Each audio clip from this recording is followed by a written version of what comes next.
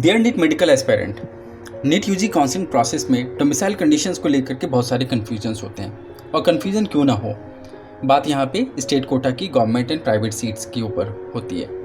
हम सबको पता है डोमिसाइल का क्या बेनिफिट होता है, और अगर हम किसी भी वजह से डोमिसाइल कंडीशंस को नहीं फुलफ़िल कर पाते हैं तो उसका बहुत बड़ा नुकसान भी होता है। मेरा नाम आशीष है और मैं गिटमा यूनिवर्सिटी टीम की तरफ से हूँ।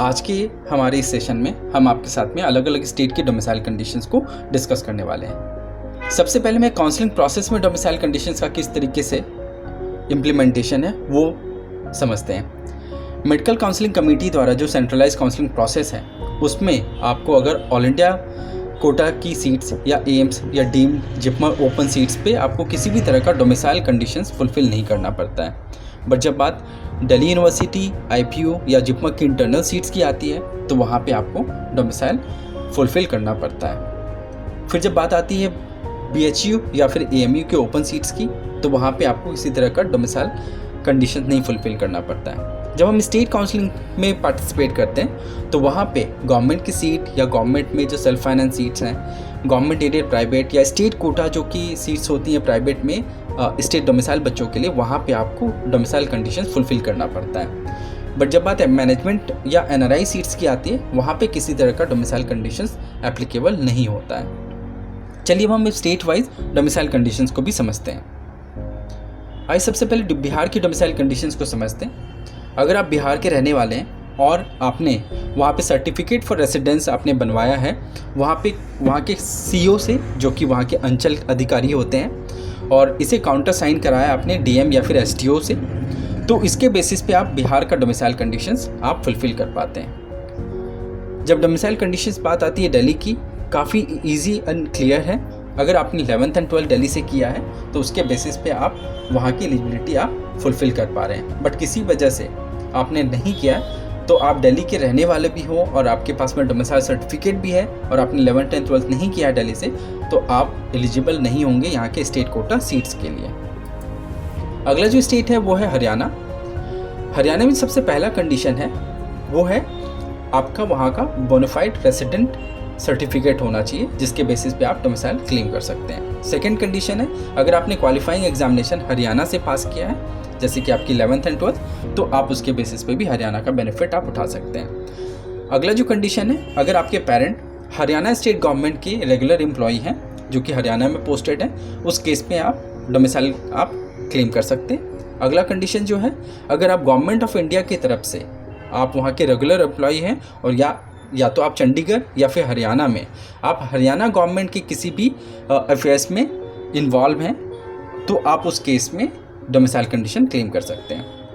अगला कंडीशन ये है अगर आपके पेरेंट हरियाणा स्टेट गवर्नमेंट की तरफ से रिटायर होकर के हरियाणा में सेटल्ड हैं और पेंशन वहाँ पे वो ड्रॉ करते हैं हरियाणा स्टेट की ट्रेजरी से, तो उसके बेसिस पे भी आपको डोमिसाइल बेनिफिट मिलेगा। अगला जो डोमिसाइल कंडीशन है वो उत्तराखंड का, जो इसमें सबसे पहला कंडीशन है वो है आपका परमानेंट रेसिडेंट प्रूफ होना चाहिए उत्तराखंड का। साथ में आप 10th एंड 12th अगर उत्तराखंड से किए हैं तो इन कंडीशन के बेसिस पे आप वहाँ की गवर्नमेंट की सीट और साथ ही में जितने भी कैटेगरीज होती हैं उनकी रिजर्वेशन में भी आपको बेनिफिट मिलेगा। कंडीशन सेकंड ये है कि अगर आप किसी और स्टेट से बिलोंग करते हैं बट आपने 10th एंड 12th उत्तराखंड से किया तो आप गवर्नमेंट की सीट के लिए एलिजिबल तो हैं बट आपको किसी भी तरीके का कैटेगरी रिजर्वेशन नहीं मिलेगा। कंडीशन 3 है अगर आपने 10th एंड 12th बाहर से किया है बट आप उत्तराखंड के रेसिडेंट हैं तो आपको वहाँ की गवर्नमेंट की सीट्स और साथ ही में जितनी भी कैटेगरीज हैं उन पे रिजर्वेशन का बेनिफिट मिलेगा।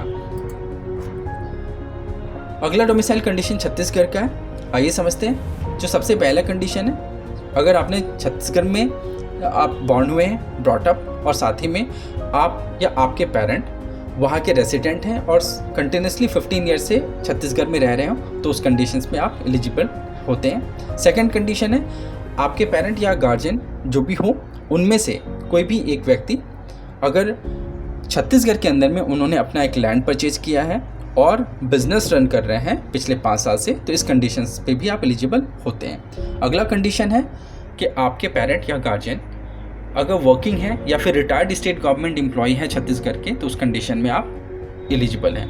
कंडीशन 4 है जहाँ पे आपके पेरेंट या आपके गार्जियन सेंट्रल गवर्नमेंट एम्प्लॉय हैं बट पोस्टेड हैं छत्तीसगढ़ में, तो उस केस में भी आप एलिजिबल हैं। इन कंडीशंस में से किसी एक के साथ में आपको ये कंडीशन नंबर 5 में मैंडेटरी कोई एक कंडीशन फुलफिल करना होगा। तो एबव सारे कंडीशंस के साथ में अगर पहला कंडीशन है कि मिनिमम 3 इयर्स आपने पढ़ाई की है स्टेट में छत्तीसगढ़ में, जो कि स्टैंडर्ड 1 से 12th के बीच का होता है। स्टैंडर्ड 1 से पहले की पढ़ाई को काउंट नहीं किया जाता है। सेकंड कंडीशन है आपने 11th एंड 12th छत्तीसगढ़ से किया है और साथ में ऊपर की किसी भी एक कंडीशंस को फुलफिल कर रहे हैं तो आप छत्तीसगढ़ का डोमिसाइल क्लेम कर सकते हैं। अगला डोमिसाइल कंडीशन है मध्य प्रदेश का।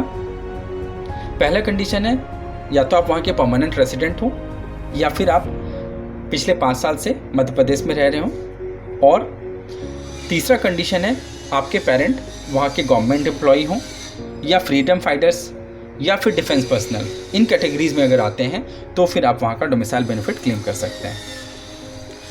चलिए वेस्ट बंगाल का डोमिसाइल कंडीशन सब समझते हैं।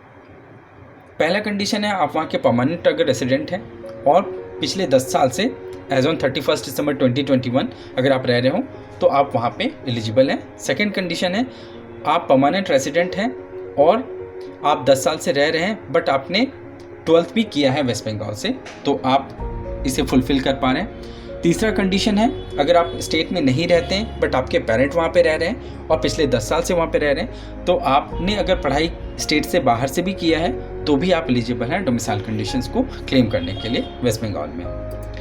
अगला स्टेट है पंजाब। पंजाब में पहला कंडीशन है अगर आप वहाँ के डोमिसाइल या परमानेंट रेसिडेंट हैं। सेकंड कंडीशन है जिन्होंने पढ़ाई करी है पंजाब से 5 इयर्स की या फिर 2 इयर्स जो क्वालिफाइंग एग्जामिनेशंस होते हैं वो उन्होंने वहाँ से किया है, उसके बेसिस पे वो फुलफ़िल होता है, बट इसके लिए आपका डोमिसाइल भी मैंडेटरी कंडीशन है। आपके पेरेंट या फिर जो गार्जियन है वो पंजाब गवर्नमेंट की तरफ से एम्प्लॉयड हैं और पोस्टेड हैं पंजाब से बाहर, तो ऐसे केस में भी आप डोमिसाइल बेनिफिट क्लेम कर सकते हैं। अगला कंडीशन जो है वो है गवर्नमेंट ऑफ इंडिया की तरफ से अगर आप पंजाब में पोस्टेड हैं तो उस केस में आप डोमिसाइल क्लेम कर सकते हैं। अगला कंडीशन जो है वो पेरेंट जो कि सेटल्ड हैं पंजाब में या फिर 5 साल रहे हैं पंजाब के अंदर में, तो वो इस बेनिफिट को क्लेम कर सकते हैं।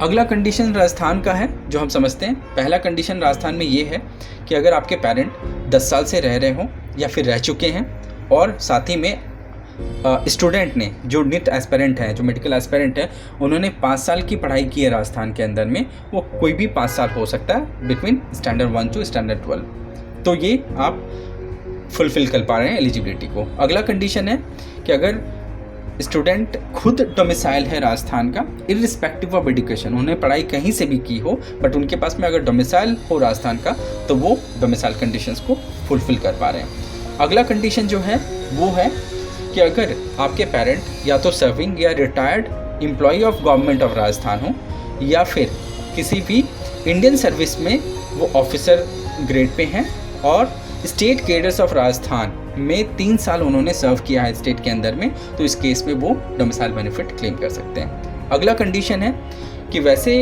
पेरेंट जिन्होंने इंडियन डिफेंस या पैरामिलिट्री की तरफ से वो परमानेंट एम्प्लॉई रहे हों और वो राजस्थान में पोस्टेड हैं और at the time of admission की जो फॉर्म सबमिशन होती है उस वक्त अगर आप राजस्थान में पोस्टेड हैं तो इसके बेसिस पे आप अपनी एलिजिबिलिटी क्लेम कर सकते हैं। कंडीशन 5 ये है कि अगर आपके पेरेंट राजस्थान हाई कोर्ट के जज रह चुके हों और उन्हें अपने एक एफिडेविट दी है कि इस तरीके के बेनिफिट वो किसी और स्टेट में क्लेम नहीं कर रहे हैं, वो अपनी डोमिसाइल सिर्फ राजस्थान में क्लेम कर रहे हैं, तो ऐसे केस में आप वहाँ का डोमिसाइल बेनिफिट क्लेम कर सकते हैं। डोमिसाइल कंडीशन ऑफ महाराष्ट्र आप समझते हैं। पहला कंडीशन ये है कि आपका डोमिसाइल महाराष्ट्र का होना चाहिए, साथ ही में आपने 10th एंड 12th भी महाराष्ट्र से ही किया है। अब वैसे कंडीशंस को जानते हैं जहाँ पे आपने महाराष्ट्र में 10th एंड 12th नहीं किया है तो कैसे आप वहाँ पे एलिजिबल होंगे। तो कंडीशन नंबर 2 पे ध्यान देखिएगा।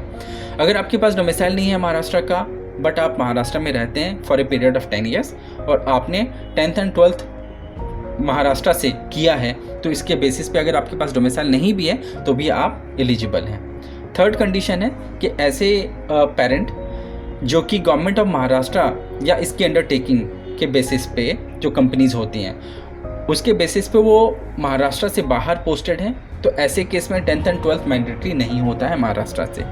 अगला कंडीशंस है जो गवर्नमेंट ऑफ इंडिया की एम्प्लॉय हैं या इसके अंडरटेकिंग जो भी यूनिट हो उसके बेसिस पे उन्हें ट्रांसफ़र किया गया है आउटसाइड स्टेट ऑफ महाराष्ट्र, या फिर साथ ही में उन्होंने must be working as on last date of document verification at a place located in state of Maharashtra. तो जिन्होंने डॉक्यूमेंट वेरिफिकेशन के टाइम पे अगर वो एम्प्लॉयड है महाराष्ट्र के अंदर में, तो ऐसे केस में 10th एंड 12th मैंडेटरी नहीं है। इस पॉइंट को मैं अच्छे से समझाता हूँ कि आपके पेरेंट को ट्रांसफ़र कर दिया गया outside of state of Maharashtra से बाहर चले गए, और वो बट डॉक्यूमेंट वेरिफिकेशन के टाइम पे अगर वो पोस्टेड हैं महाराष्ट्र में, तो इस केस में आपको 10th एंड 12th मैंडेटरी नहीं है महाराष्ट्र से, आप डोमिसाइल बेनिफिट फुलफिल कर पा रहे हैं। अगला जो कंडीशंस है वो है आंध्र प्रदेश को लेकर के।